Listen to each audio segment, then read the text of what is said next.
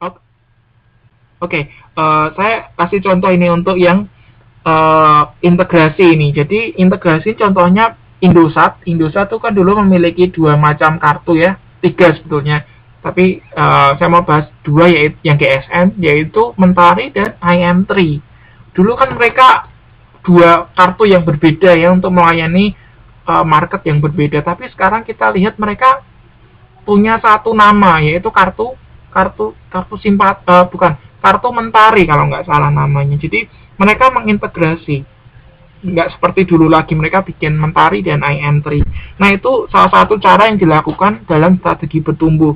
Nah, cara yang lain adalah melalui diversifikasi. Jadi misal dia sudah punya pabrik pabrik A, tapi dia buat lagi pabrik B gitu ya, dimana industrinya itu mungkin agak berbeda, tapi masih dalam satu, ya hampir mirip-mirip lah. Misalnya apa ya, oke, dulu saya sempat bekerja di perusahaan kayu Paper One ya, saya sempat ceritakan itu juga. Mereka awalnya kan dulu mereka membuat paper ya, pulp gitu ya. Nah, akhirnya mereka memperluas atau mendiversifikasi usahanya. Mereka sekarang juga bikin perusahaan kayu sendiri. Mereka menanam kayu sendiri, kemudian mengolah kayunya itu, dan mereka juga membuat perusahaan triplek. Jadi hasil kayu yang mereka tebang itu mereka buat jadi triplek, jadi furniture begitu ya. Nah, ini salah satu contoh strategi bertumbuh melalui cara diversifikasi. Jadi ingat ya, kalau kita bicara strategi bertumbuh itu ada 3 macam, bisa melalui konsentrasi, bisa melalui integrasi, bisa melalui diversifikasi. Nah, kita masuk ke yang tipe kedua untuk strategi korporasi, yaitu strategi stabilitas. Nah, stabilitas itu apa artinya? Stabil gitu ya. Nah, strategi stabilitas adalah sebuah strategi korporasi yang bercirikan tidak adanya perubahan yang berarti dalam hal-hal yang sedang dikerjakan oleh organisasi pada saat ini. Nah, ini berbanding terbalik dengan strategi pembaharuan yang berikutnya ya. Sedangkan strategi pembaharuan adalah sebuah strategi korporasi yang didesain untuk memperbaiki kelemahan-kelemahan organisasi yang menyebabkan kinerjanya menurun. Nah, ini strategi stabilitas ini berbanding terbalik dengan strategi pembaharuan.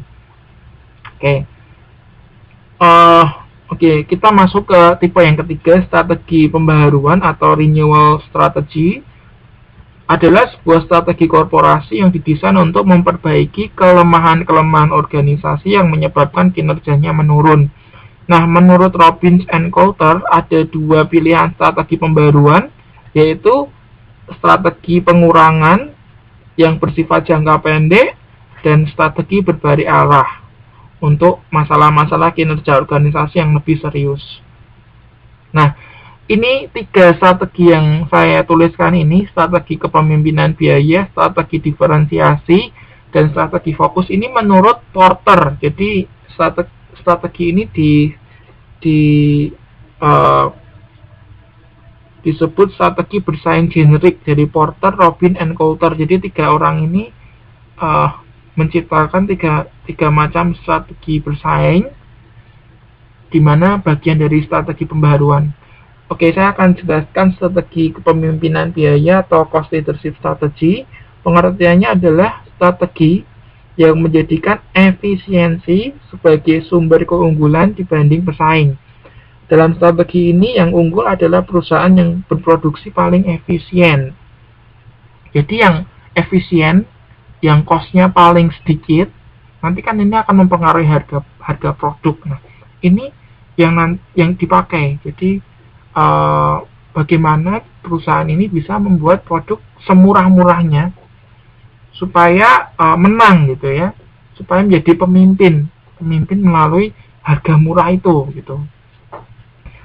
Ini strategi yang baik ya, karena saat ini memang banyak konsumen yang sensitif harga gitu ya.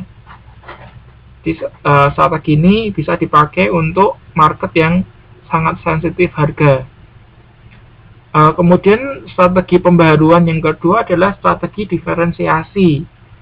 Nah, ini strategi diferensiasi menjadikan faktor keunikan produk sebagai sumber keunggulan bersaing. Jadi different itu adalah berbeda. Jadi unik begitu ya.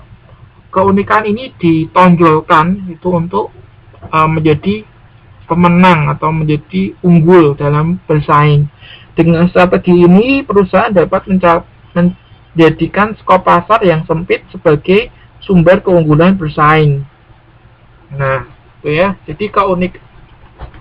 Jadi keunikan ini dipakai untuk apa? Untuk mencari